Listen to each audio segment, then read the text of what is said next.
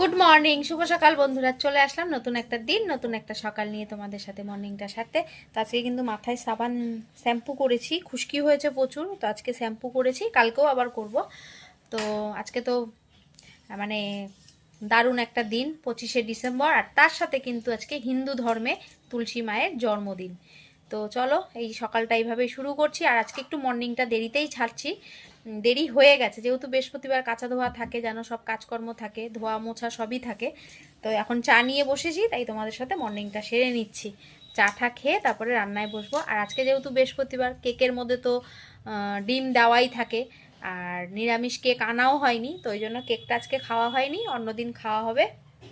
আর আজকে সকালবেলা পাউরুটি বাটার দিয়ে চা খাওয়া হচ্ছে। আর আজকে রাত্রেবেলা কিন্তু দারুণ একটা রেসিপি হবে, তোমাদের সাথে অবশ্যই শেয়ার করব। চলো ঝটপট করে চাটা খেয়ে নিই। আর মা আজকে পুজো দিয়েছে, মা আজকে হয়ে গেছে তাড়াতাড়ি, মা পুজো দিয়েছে। আর এদিকে বাদবাকি কাজগুলো আমি সেরেছি। চলো।